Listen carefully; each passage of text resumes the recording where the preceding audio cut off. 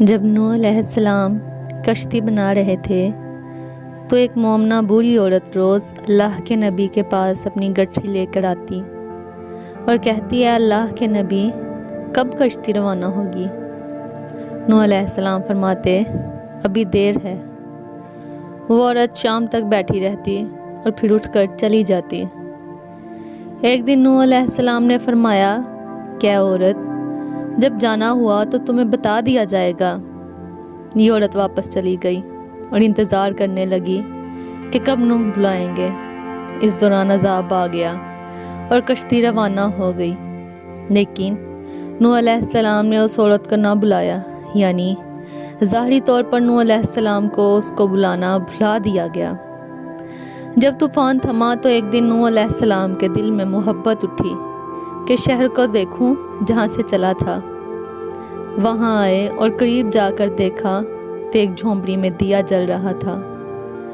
نوح علیہ السلام یہ دیکھ کر چونک گئے کہ روئے زمین پر کوئی ایسا گھر بھی ہے کہ اتنے عظیم طوفان کے بعد بھی جس میں چراغ جل رہا ہے۔ انہوں نے وہاں تکبیر بلند کی تو وہ عورت سامان لے کر آ گئی اور کہنے لگی یا نبی اللہ کیا کشتی تیار ہے، چلیں؟ نوح علیہ السلام نے حیرت سے اس کو دیکھا اور کہا رکو بڑھیا، کیا تمہیں کچھ بھی پتہ نہیں چلا؟ وہ کہنے لگی یا نبی اللہ کیا نہیں پتہ چلا؟ کہا اتنا بڑا سیلاب آیا، بارش آئی، تمہیں کچھ بھی پتہ نہیں چلا؟ بڑھیا کہنے لگی یا نبی اللہ بس ایک دن بادل گرجے تھے اور کچھ ہلکی سی پھوہار پڑی تھی۔ نوح علیہ السلام حیران ہو کر آسمان کی طرف دیکھنے لگے اور کہا میرے اللہ یہ کیا ماجرا ہے؟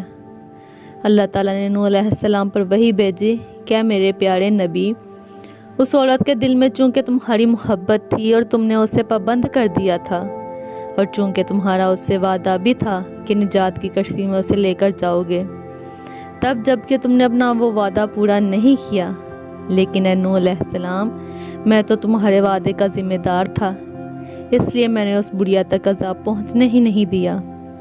امام سجاد علیہ السلام نے پاس بیٹھے اپنے مومنین سے فرمایا اے مومنو، یہ حدیث قیامت تک کے مومنین تک پہنچانا تم پر واجب ہے۔ انہیں بتا دو کہ جس نے ہم سے محبت کی قیامت کا عذاب ضرور آئے گا، لیکن جیسے اس بڑھیا کو پتہ نہیں چلا، ہمارے مومنوں کو بھی پتہ نہیں چلے گا کہ کب قیامت آئی اور کب چلی گئی۔